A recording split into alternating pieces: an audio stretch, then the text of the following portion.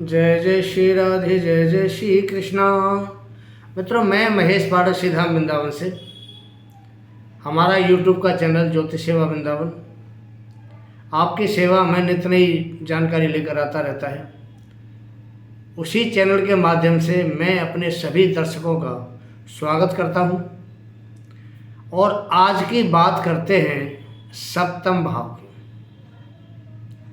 सप्तम भाव से हम क्या विचारते हैं, सप्तम भाव का हमारे जीवन में क्या महत्व है और सप्तम भाव का कारक कौन होता है। सप्तम भाव में जो ग्रह अगर कोई बैठेगा तो क्या प्रभाव देगा, सप्तम भाव से और किन किन चीज़ों का हम विचार करते हैं। चर्चा के विषय सप्तम भाव।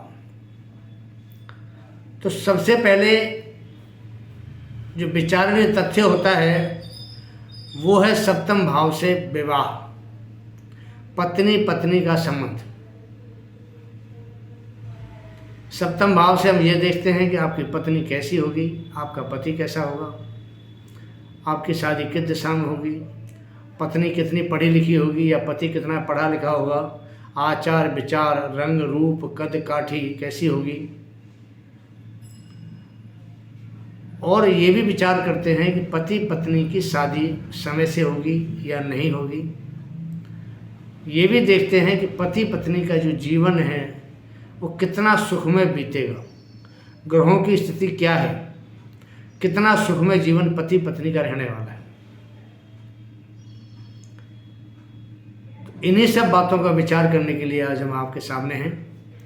सप्तम भाव, पीछे मैंने आपको प्रथम भाव, द्वितीय, तृतीय, छठे भाव तक के वीडियो डाले हैं कि इन भावों में अगर ग्रह होंगे तो क्या हमें अच्छा फल देंगे। आज की बात सप्तम भाव की है।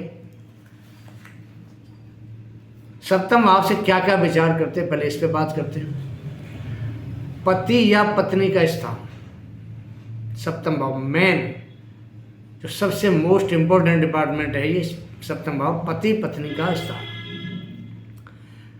विवाह, विवाह आपका कब होगा, कैसे होगा, जल्दी होगा, देर से होगा।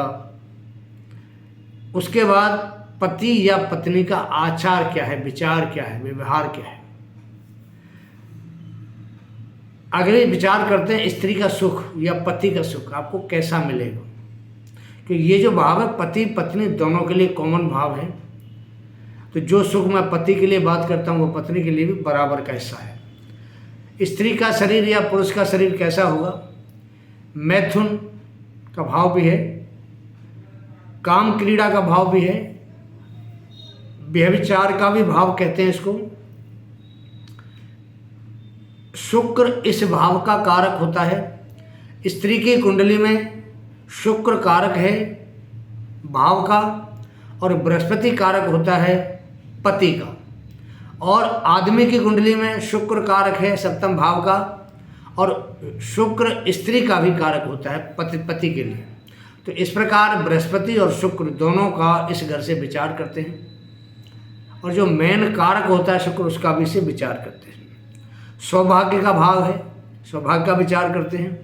वैधव्यता का भाव है, वैधव्य का विचार करते हैं। स्त्री अगर कैसी है, आपकी कलेश करने वाली है, सौभाग्यवती है, अच्छी है, घर को परिवार को कैसा रखेगी, इसका विचार भी करते हैं। इससे हम अपने भाई के पुत्र के बारे में विचार करते हैं, जिसको हम भतीजा कहते हैं। मुकदमे में आपके हार होगी या जीत होगी इसका भाव विचार करते हैं। आपकी जो यात्राएं जिंदगी में आप करते हैं, छोटी यात्रा हो या बड़ी यात्रा, उसका विचार भी इसी से करते हैं। ये दसम भाव से दसम भाव है। हमारी कुंडली में जो दसम भाव होता है इसको हम कर्म भाव कहते हैं, उसका ये दसम भाव है। तो इससे दसम भाव का भी विचार करते हैं। व्यापार का इससे विचार किया जाता है, साझेदारी का इससे व्यापार किया जाता है। और सबसे बड़ी बात क्या है कि इससे जो हम बात करते हैं वो करते हैं पार्टनर की। अब पार्टनर दो प्रकार के होते हैं। पहला पार्टनर आपका लाइफ पार्टनर, दूसरा आपका बिजनेस पार्टनर। दोनों जो पार्टनर हैं दोनों की इससे विचार किया जाता है। आपकी उन्नति कब होगी, पत्नी के आने के बाद होगी या पति के आपकी शादी के बाद होगी या शादी से पहले होगी, उससे विचार इसका किया जाता है। आपकी अगर कोई वस्तु खो गई है तो उसका विचार भी सप्तम भाव से किया जाता है कि आपकी क्या वस्तु खोई है, मिलेगी या नहीं मिलेगी। आपका कोई धन नष्ट हो गया या आपको धन कोई प्राप्ति करनी है, उसका विचार भी सप्तम भाव से किया जाता है। हमारे शरीर में कुछ जो अंग होते हैं, जैसे गुदा है, मूत्रा है, मूत्राशय है, या मूत्रेंद्रिय, जो हमारी इंद्रियां होती हैं, मूत्रेंद्रिया, मूत्र, नाभि, इनका विचार भी सप्तम भाव से किया जाता है। क्यों, हमारे शरीर के अंग हैं, इनका भाव भी सप्तम भाव से किया जाता है। साइड का बिजनेस आपका क्या होगा, इसका विचार भी सप्तम भाव से करते हैं। विदेश में कमाया हुआ आपका धन आपको किस तरह मिलेगा, कितना होगा, उसका विचार भी इसी भाव से करते हैं। आपके पुत्र का पराक्रम कैसा रहेगा, क्योंकि ये पुत्र के भाव से तीसरा भाव है, तीसरा भाव पराक्रम का होता है, तो इससे भी उसका विचार करते हैं कैसा रहेगा।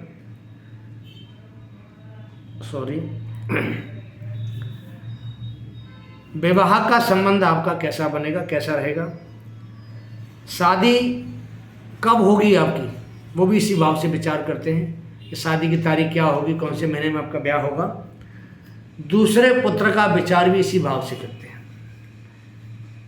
और इस भाव से और भी कई सारी चीज़ों का विचार किया जाता है। जैसे मुकदमे में आपकी हार होगी, जीत होगी, उसका इसी से विचार किया जाता है, क्योंकि ये पंचम भाव से पराक्रम का भाव बनता है, चौथे भाव से सुख का भाव बनता है, तीसरे भाव से विद्या बुद्धि संतान का भाव बनता है, और ये द्वितीय भाव से ये हमारा छठा भाव बनता है, सर्विस का भाव बनता है।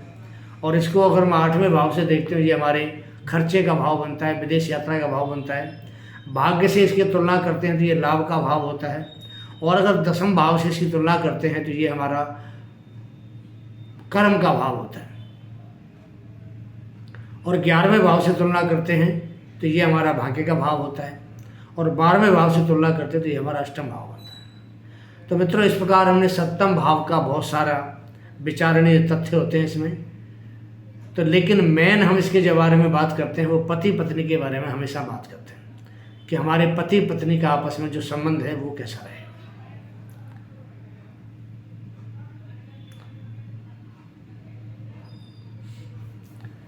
आगे चलते हैं कि इन भाव में, सप्तम भाव में अगर कोई ग्रह बैठा है तो वो आपको क्या फल देगा। अगर आपके सप्तम भाव में सूर्य जैसा जो कुंडली का राजा होता है, अगर सूर्य बैठा है, वो क्या प्रभाव देगा।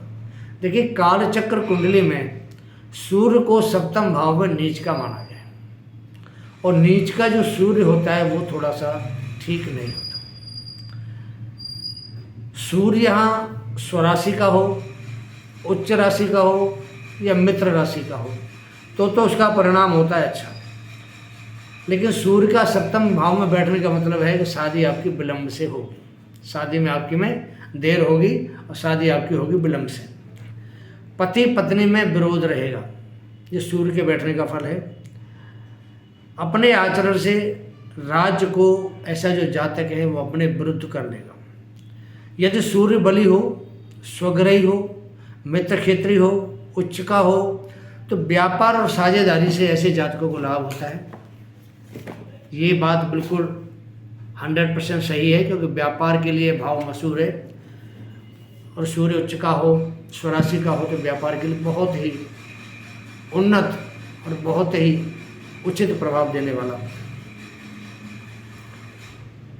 अगर दोष होंगे, सूर्य नीच का हो, पाप प्रभाव में हो, तो दिक्कत आती है।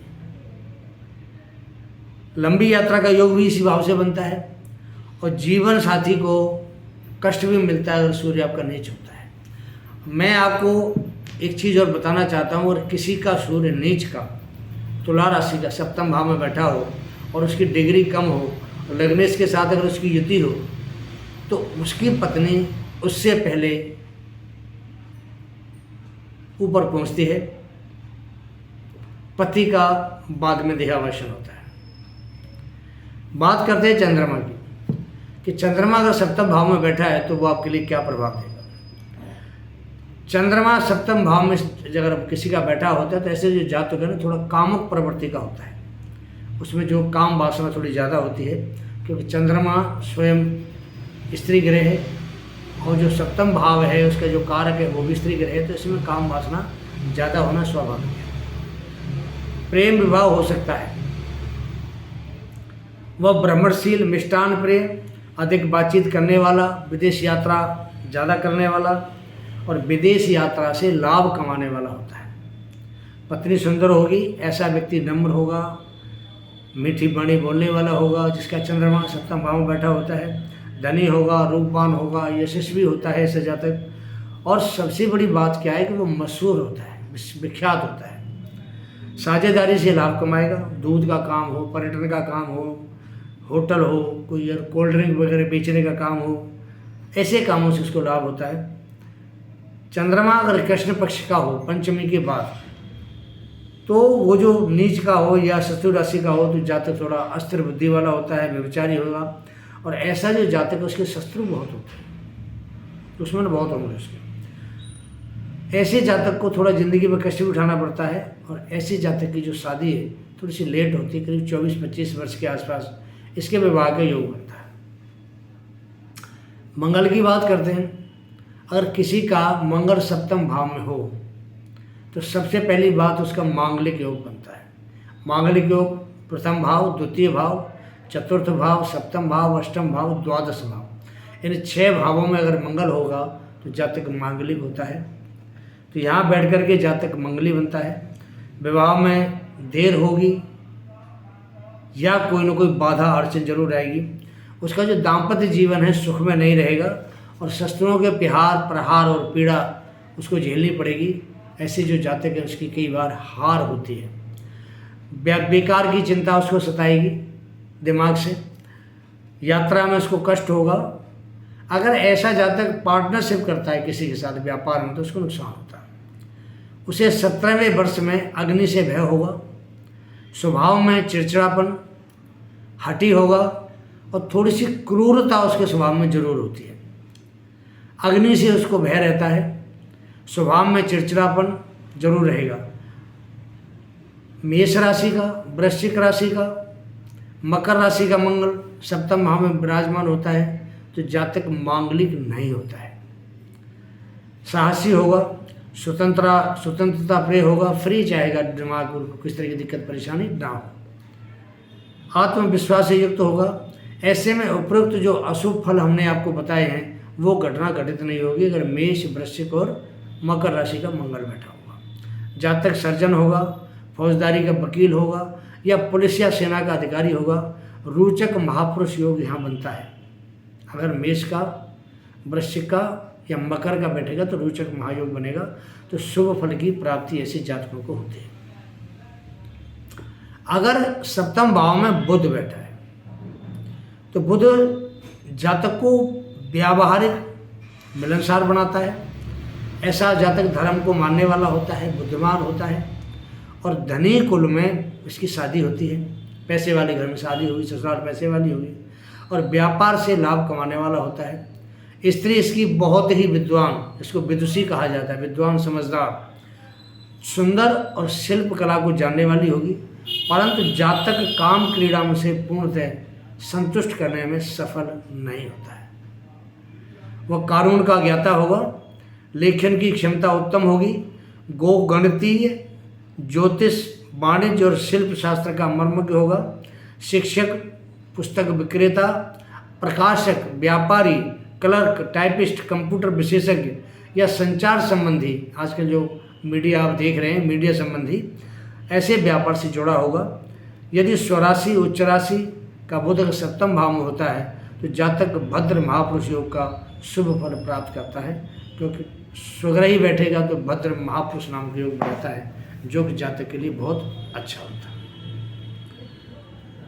बात करते हैं बृहस्पति की। अगर बृहस्पति किसी का सप्तम भाव में बैठा हो तो जातक अपने पिता से बहुत ज़्यादा गुणवान होगा और उदार होता है। कुशाग्र बुद्धि वाला, वैभवशाली, अच्छी रुचियों वाला, भाषण देने में कुशल होगा, अच्छी सलाह देने वाला होगा,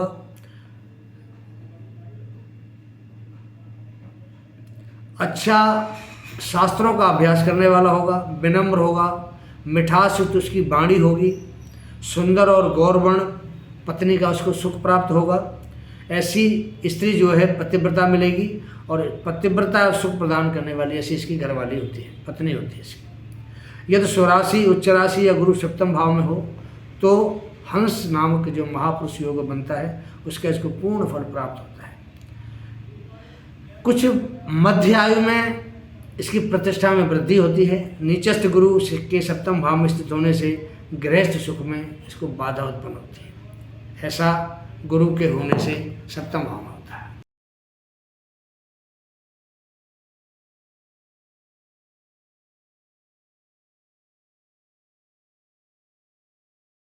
जातक को शुभ फल की प्राप्ति में बाधा उत्पन्न होती है। देखिए, शुक्र कारक होने के बावजूद सप्तम भाव में अगर अकेला शुक्र होगा तो जो सुख मिलना चाहिए पति का या पत्नी का उसमें बाधक होता है। ऐसा व्यक्ति कामुक होगा, विषय भोग में अधिक संलिप्त रहता है, आकर्षक व्यक्तित्व का स्वामी होता है, अनेक कलाओं में निपुण होता है, वैभवशाली में सुंदर स्वरूप का होगा, सुंदर होगा क्योंकि शुक्र सुंदरता का कारक होता है। बात रोग से कमर में पीड़ा होगी। गायन, नाटक, अभिनय तथा मनोरंजन संबंधी अन्य कार्यों में सफल रहेगा।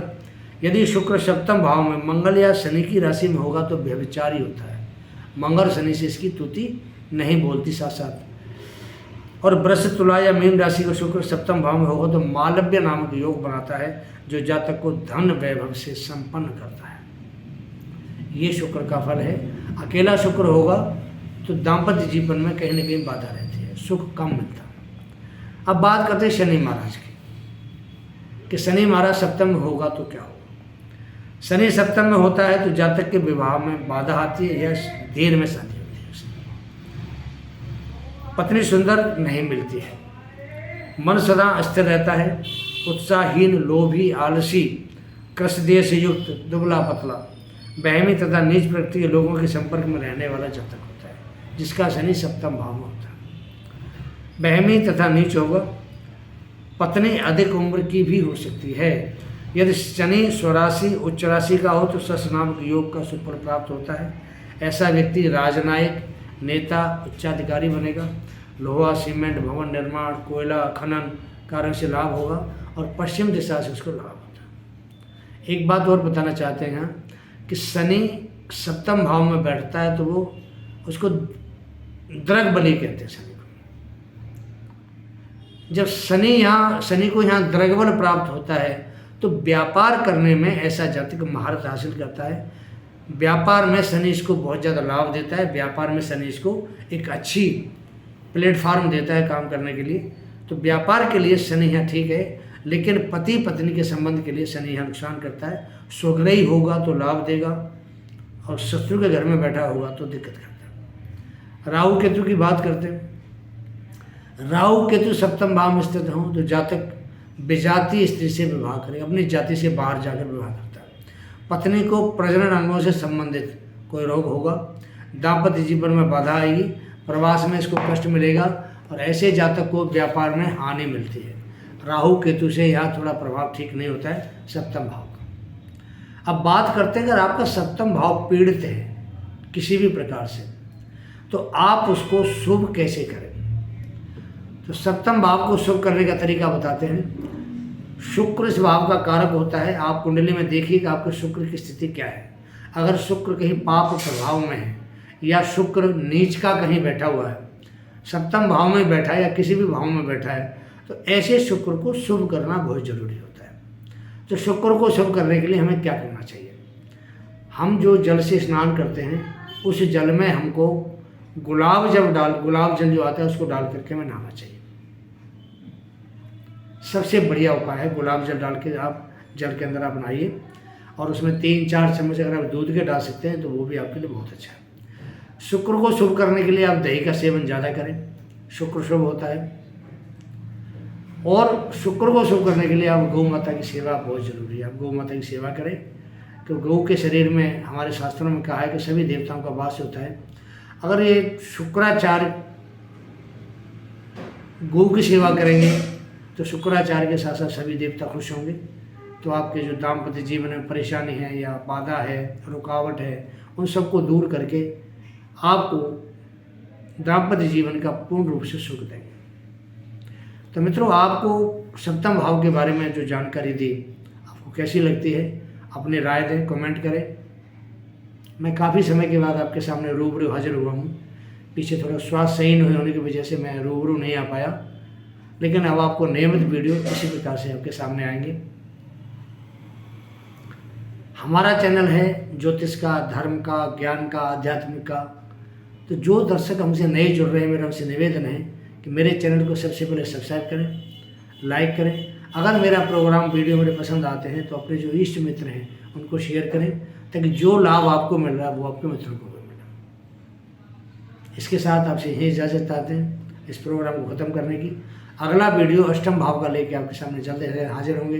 तब तक के लिए आगे दीजिए। जय जय श्री राधे, जय जय श्री कृष्णा।